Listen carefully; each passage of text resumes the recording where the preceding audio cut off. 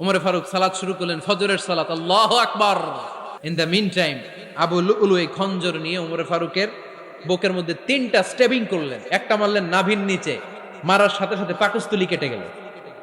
আরেকটা মারলেন পাজরে, পাজর ছিঁড়ে গেল। 3টা মারার পরে উমর ফারুক বললেন, কাতালানি আল কালব, এক কুকুর আমাকে মেরে ফেলেছে। পেছন থেকে এক সাহাবীকে টান মেরে সামনের দিকে নিয়ে গেলেন, তুমি নামাজের ইমামতি করাও। আর ওমরে ফারুককে বাকিরা ধরাধরি করে পেছনে নিতে আরম্ভ করলেন। আর এই আত্মাই আক্রমণ যে করেছে, সে কাতারের মাঝখান দিয়ে যেতে আরম্ভ করলো আর 2 দিকে ছুরি মারতে আরম্ভ করলো। 13 জন সাহাবীর গায়ে ছুরি মেরেছে, 7 জন সাহাবা স্পট ডেথ, জায়গায় মৃত্যু।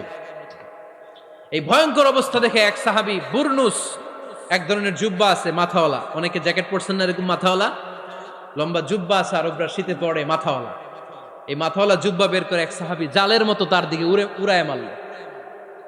ওই বুরনুসের মধ্যে পেঁচিয়ে আবু লুলু মাটিতে পড়ে গেল আর সুইসাইড করে ফেলল, নিজের বুকে নিজে মেরে আত্মহত্যা।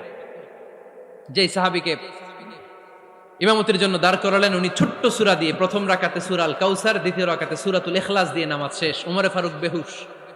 উমরে ফারুক কি বেহুশ। সবাই কান্নাকাটি করতেছে, সবাই দেখতে গেলেন, এখন হুঁশ ফিরে না। মুখের মধ্যে, মুখ খুলে রাষ্ট্রের চিকিৎসক মুখের মধ্যে দুধ দিলেন, ওই নাভি দিয়ে দুধ বের হয়ে যায়, পাকস্থলী কেটে ওখান দিয়ে দুধ বের হয়ে যাচ্ছে। তারা বললো ওনারে বাঁচানো সম্ভব না, দেখেন হুঁশ ফিরে কিনা। হুঁশ ফিরলে ওনার পরে কে আমির হবে, উনি যেন প্যানেল ঠিক করে দিয়ে যায়।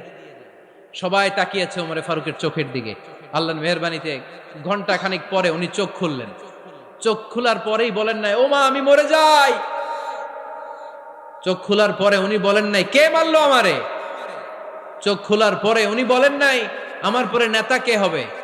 চোখ খোলার পরে সর্বপ্রথম কথাটি ছিল, আসল্লান নাস, আমার নেতৃত্বে যে ফজরের নামাজটা শুরু হয়েছিল এটাকে ঠিকমতো তোরা পড়েছিলি? আমার নেতৃত্বে যে ফজরের জামাত শুরু হয়েছিল সেটা ঠিকঠাক মতো সমাপ্ত হয়েছিল কিনা আগে বল। আসল্লান নাস, নামাজটা হয়েছে কিনা বল। সুবহানাল্লাহ কইতে পারলেন না? This is Umar, hour super hero.